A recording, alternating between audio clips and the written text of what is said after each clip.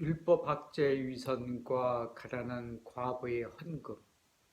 연중 제32주일에는 마르코 복음서 12장 38절부터 44절을 읽고 묵상하고 나누고자 합니다. 오늘 복음서는 두 부분으로 나눠져 있는데 첫 번째는 예수님께서 율법 학자의 위선을 엄중하게 단죄하시는 부분과 두 번째는 가난한 과부가 헌금하는 부분으로 이루어져 있는데 어떤 전례에서는 두 번째 부분만 읽을 겁니다. 왜냐하면 예수님 시대의 율법학자의 위선적 행동을 오늘날에도 어떤 사람들이 하고 있기 때문에 자신들의 위선이 세상 사람들이 모르고 살았으면 해서 일부러 의도적으로 가난한 과부가 헌금한 내용만 다룰 겁니다. 12장 41절부터 44절. 그리고 설사 율법학자의 위선 부분을 말한다 할지라도 율법학자의 위선적 행동이 그들과 아무런 관계가 없듯이 말할 겁니다. 예수님께서 단죄하셨던 율법학자들의 위선은 구약 율법 또는 야훼 하나님께서 원하시는 것을 누구보다 잘 알고 있지만 그렇게 살지 못하기에 책망하시고 단죄하시는 것입니다. 오늘 복음서에서는 율법학자에 대한 위선을 책망하고 단죄하시는 짧게 나와 있지만 마태복음서는 장장 36절에 걸쳐 많이 자세히 기록되어 있다고 말씀드릴 바 있습니다. 23장 1절부터 36절. 오늘 복음서를 통하여 나누고 싶은 것은 예수님 당시의 율법학자들의 위선이 가난한 과부와 관련이 있음을 말씀드리고자 합니다. 오늘 복음서에 기록되어 있듯이 예수님 당시 많은 부자들이 있었고 가난한 과부가 있었습니다. 유대인 중 가난한 사람들을 고대 그리스어로 푸토코이라 합니다. 이 뜻은 어떤 사회에서 외부의 도움에 의지하여 살아가는 사람들을 의미합니다. 이들은 부잣집 대문 앞에서 부자의 식탁에서 떨어지는 것으로 배를 취합니다. 루카복음 16장 21절. 가난한 사람들을 더 범위를 넓혀 말씀드린다면 자기 땅이 없어서 남의 땅을 빌어 농사를 짓는 사람들인데 이들은 수확물의 2분의 1 또는 3분의 1을 지주에게 바쳐 생활이 빠듯했습니다. 남의 땅을 빌어 농사 짓는 소작인들과 달리 하루 벌어 생활하는 사람들도 가난한 사람들입니다. 예수님 당시 땅을 경작하여 사는 사람들의 인구가 전체 인구의 70%인데 많은 부자들은 많은 땅을 가지고 있었습니다. 이스라엘 백성들이 이집트를 탈출하여 가나안 땅에 정착하는 과정 속에서 그곳에 사는 사람들 땅을 빼앗아 여호수아는 이스라엘 여러 지파들에게 골고루 나눠 주었고 각 지파들은 각 사람들에게 땅을 나누어 주었습니다.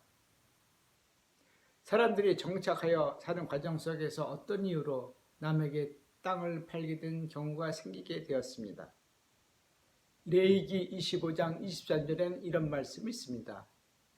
땅을 아주 팔지는 못한다.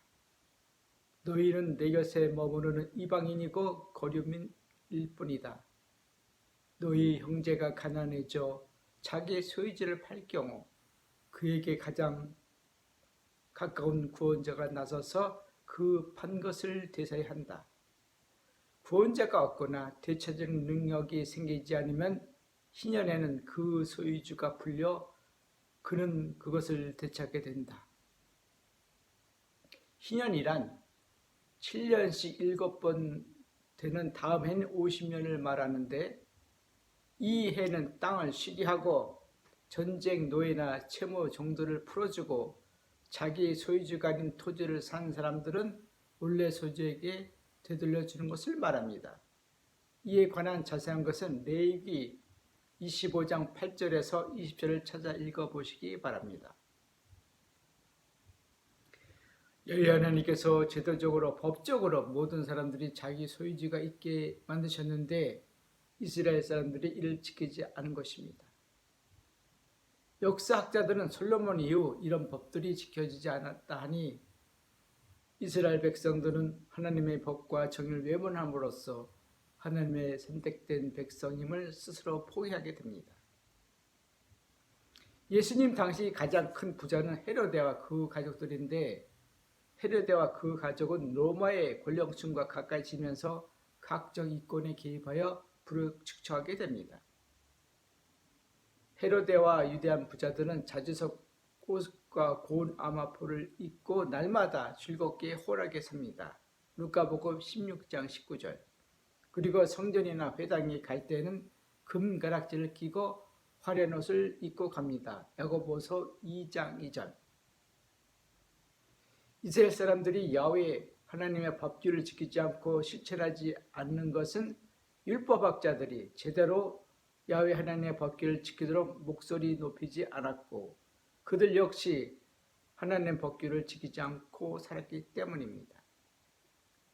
오늘 복음서에서 과부가 헌금한 돈은 렙톤 두님은 그 당시 로마의 공중 목욕탕에 2번 입장할 수 있는 돈인데 렙톤 한 입은 오늘날 찜질방 요금으로 이해하시면 무리가 없을 겁니다. 이 돈은 과부의 생활비였다는데 우리는 그 과부가 얼마나 가난하게 살았는지 알 수 있습니다. 그 생활비를 찜질방 요금에 해당하는 돈을 과부는 헌금함에 넣은 것입니다. 유다인인데 후에 로마인이 된 정치가와 역사학자 요세푸스에 따르면 예수님 당시 성전에는 13개의 헌금함이 있었는데 헌금한 사람들은 헌금함에 돈을 넣은 후 돈을 넣기 전에 제사장에게 얼마를 넣었고 왜 헌금했는지 밝혔습니다. 그 당시 유대인 제사장들은 성정 헌금함에 렙톤을 넣지 못하게 했는데 오늘 복음서에서 가난한 과부는 렙톤 두닙을 넣었기에 이 렙톤 두닙이 과부의 생활비였고 이 모든 것을 헌금하겠다니 제사장은 렙톤을 헌금함에 넣은 것을 허용한 것입니다. 헌금한 금액과 헌금 목적은 제사장만 아는 일인데 과부가 렙톤을 꺼내어 헌금함에 넣을 때 예수님께서는 이를 자세히 보신 모양입니다. 유대인 제사장도 가난한 과부가 하루 생활비 전부를 헌금하겠다니 차마 거절하지 못하고 그 마음을 받아들인 듯합니다. 훌륭한 제사장이라면 생활비 전체를 전부를 헌금을 받은 후 가난한 사람들을 위한 구제 헌금함에서 그보다 더 많은 돈을 과부에게 주었을 것입니다. 유대인 제사장이 이런 따뜻한 마음이 있었기에 많은 부자들 나름대로 큰 돈을 헌금함에 넣고 가난한 과부는 적으면 적은 돈을 헌금한 것입니다. 오늘날 성당이나 예배당에서 신자들이 헌금하지 않는다, 헌금액이 부족하다고 하소연하는 사목자나 목회자들은 먼저 야훼 하나님의 법규를 지키고 살고 있는지 자신들을 돌아봐야 합니다. 예수님께서 말씀하신 바 긴 겉옷 입고 나다니며 장터에서 인사받기를 즐기고 회당에서는 높은 자리를 잔치 때에는 윗자리를 즐기고 과부들의 가산을 등쳐 먹으며 남에게 보이려고 길게 기도하면서 헌금함에 헌금이 부족하다고 한탄만 하고 있는지 생각해 보시기 바랍니다.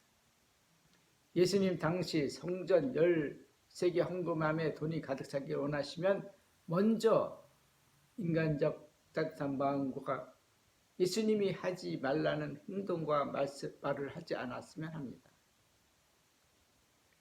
야훼 하나님 법규와 예수님의 말씀대로 살면 이 땅에서 편안하게 살게 되며 땅은 열매를 내주어 너희가 배불리 먹으며 그곳에서 편안하게 살게 될 것이다. 레위기 25장 19절.